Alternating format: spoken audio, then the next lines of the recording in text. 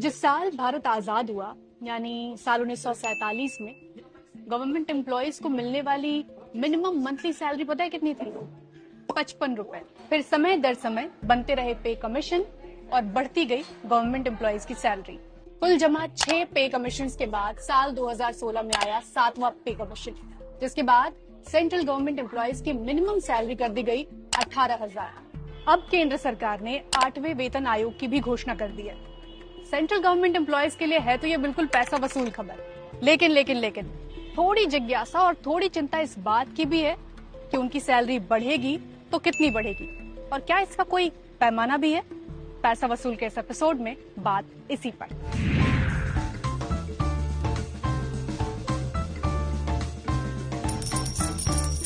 तो जब से केंद्रीय मंत्री अश्विनी वैष्णव ने इसकी घोषणा की है, तभी से ही सरकारी दफ्तरों के अंदर बाहर सोशल मीडिया पर हर जगह इसी बात की चर्चा है कि सरकारी कर्मचारियों की जो सैलरी है उसमें इजाफा कितना होगा, साथ ही रिटायर्ड कर्मचारियों को पेंशन कितना मिलेगा। खैर ये तो इस पर निर्भर करता है कि 3 सदस्यीय आयोग वेतन में कितने इजाफे की सिफारिश करता है, लेकिन हम आपको यहाँ ये बताएंगे कि वेतन आयोग सैलरी स्ट्रक्चर तय करते वक्त किन बातों का ध्यान रखता है और एक्सपर्ट्स फिलहाल कितने इजाफे की उम्मीद कर रहे हैं। इन सब से पहले अब तक के 7 वेतन आयोग की जर्नी जल्दी से समझ लेते हैं।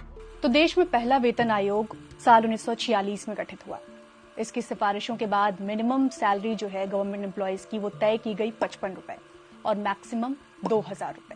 इसका उद्देश्य सरकारी कर्मचारियों के जीवन स्तर को सुधारना था। दूसरा वेतन आयोग गठित हुआ साल 1957 में और इसमें बेसिक मिनिमम सैलरी तय की गई 80 रुपए प्रति महीना। इसमें पारिवारिक भत्ते और रिटायरमेंट प्रॉफिट पर जोर दिया गया।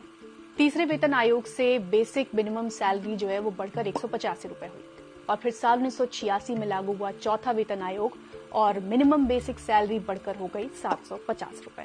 लिबरलाइजेशन के बाद यानी साल 1997 में 5वें वेतन आयोग के लागू होने के बाद मिनिमम बेसिक सैलरी 2550 रुपए हो गई और मैक्सिमम सैलरी पहली बार 5 अंकों को पार करते हुए 26,000 रुपए हुई।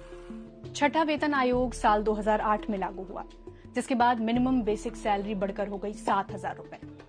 इसी वक्त ग्रेड पे और पे बैंड प्रणाली लागू हुआ।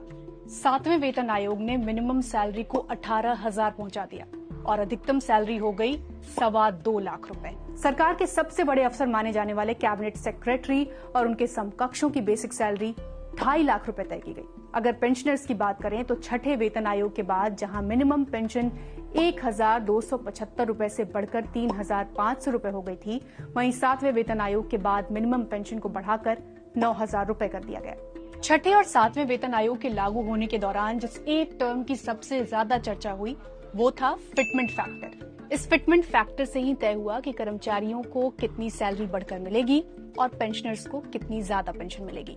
छठे वेतन आयोग में ये फिटमेंट फैक्टर था 1.86 और 7वें वेतन आयोग में ये था 2.57। यानी फिटमेंट फैक्टर जितना ज्यादा होगा कर्मचारियों की सैलरी उतनी ही ज्यादा बढ़ेगी।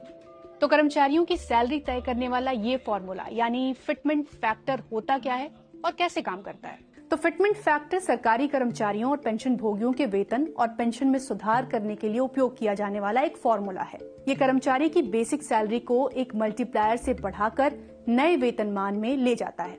इसमें ध्यान रखा जाता है कि कर्मचारियों की परचेजिंग पावर को बनाए रखा जाए और साथ ही उनकी आर्थिक स्थिति में भी सुधार सुनिश्चित हो। उदाहरण के लिए 7वें वेतन आयोग ने फिटमेंट फैक्टर को 2.57 किया था। इसका मतलब है कि कर्मचारी का नया वेतन उसकी मूल सैलरी को 2.57 से गुणा यानी मल्टीप्लाई करके तय किया गया। यदि किसी कर्मचारी की मूल सैलरी 15,000 रुपए है तो 2.57 के फिटमेंट फैक्टर से उसे नया वेतन 38,550 रुपए मिलेगा। ध्यान रहे ये वेतन का बेसिक है। ये नया वेतन महंगाई भत्ते यानी डीए और अन्य भत्तों को भी ध्यान में रखकर तैयार किया जाता है। सवाल है कि छठे और 7वें वेतन आयोग की तरह ही 8वें वेतन आयोग का भी पूरा खेल क्या फिटमेंट फैक्टर तय करेगा? इकोनॉमिक टाइम्स ने जॉब पोर्टल टीम लीज के वाइस प्रेसिडेंट कृष्णेंदु चटर्जी के हवाले से कहा है कि महंगाई के फैक्टर को ध्यान में रखते हुए ऐसे संकेत हैं कि फिटमेंट फैक्टर 2.5 से 2.8 के बीच रह सकता है, यानी कि कर्मचारियों की बेसिक सैलरी 2.5 गुना तक बढ़ सकती है। टाइम्स ऑफ इंडिया ने एसकेवी लॉ ऑफिस के सीनियर एसोसिएट निहाल भारद्वाज के हवाले से कहा कि हिस्टोरिकल डेटा बताता है कि 8वें पे कमीशन के तहत सरकारी कर्मचारियों की सैलरी औसतन 25 से 30% तक बढ़ सकती है। इसमें बेसिक सैलरी के साथ साथ भत्तों में भी बढ़ोतरी शामिल है।